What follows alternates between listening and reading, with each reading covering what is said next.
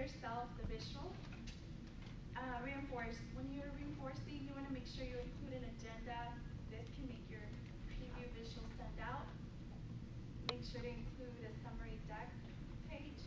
This highlights conclusions and recommendations.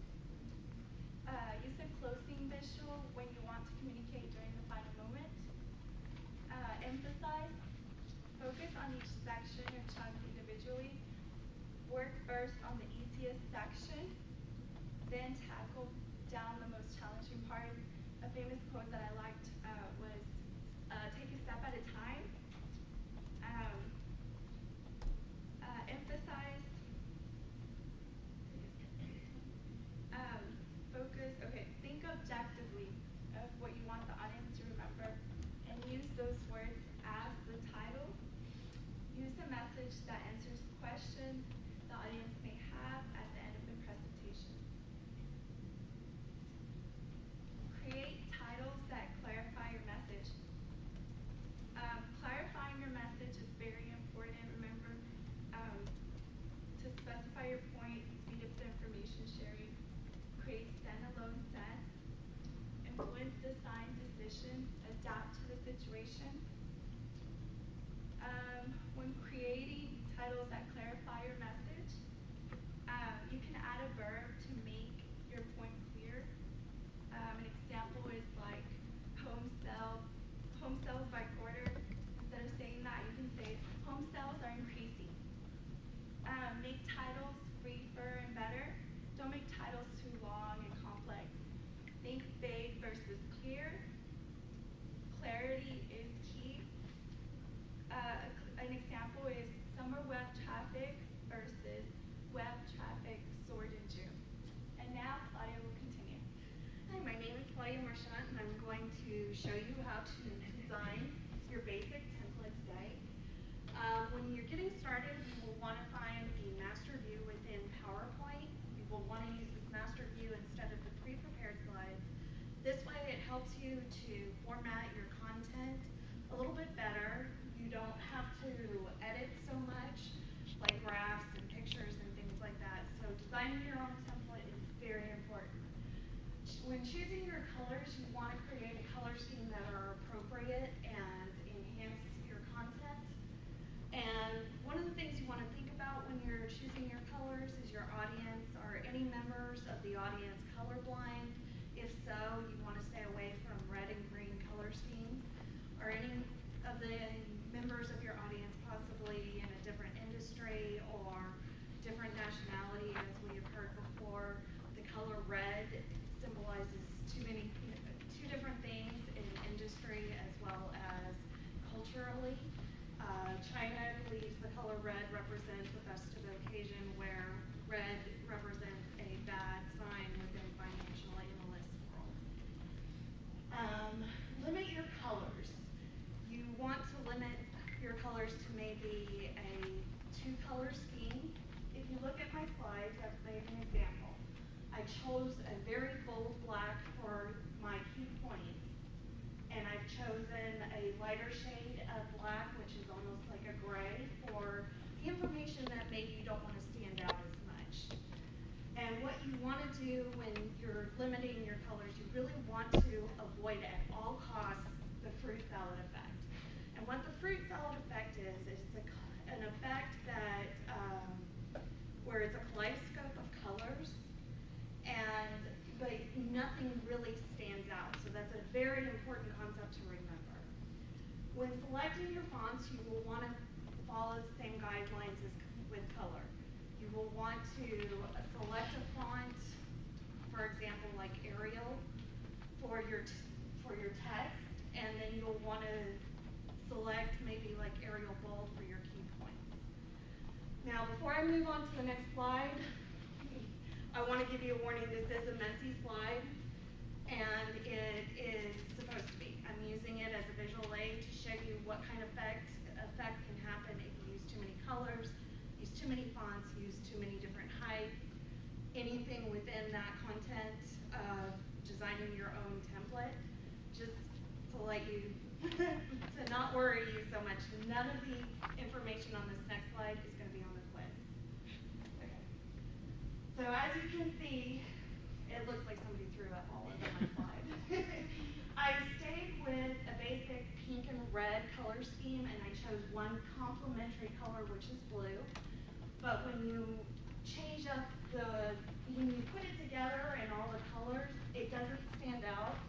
You don't know what the key points of this slide is. There's a lot of just words in it. It's very distracting. Also, using strange bullet points is not a good idea either. You'll want to use just normal circular filled in bullet points so as not to distract your audience. And with that, I'm going to turn it over to Lindsay, who's going to tell you about thinking visually as you design. Okay, so I'm going to talk to you about data-driven charts. These are used for your quantitative data. Jean Zielinski's method is to determine your message, identify the comparison, and select the chart form, which is the strategy to decide. If you have the time series, this is what it says, just a change over time. This is an example of that. You can see the date started January 4th and ended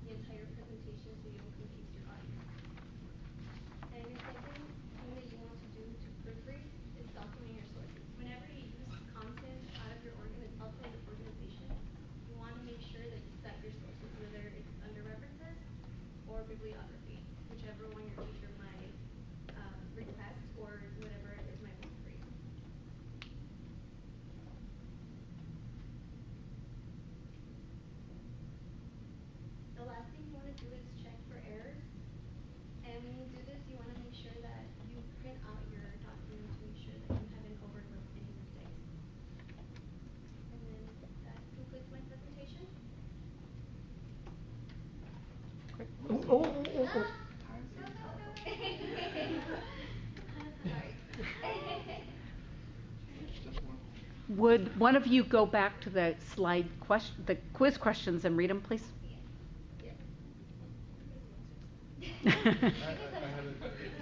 Just read the questions out loud. 1, create titles that blank your message. 2, the blank is a kaleidoscope of colors that may look festive but doesn't make anything stand out. 3, concept diagrams such as Venn diagram or pyramid diagram are used to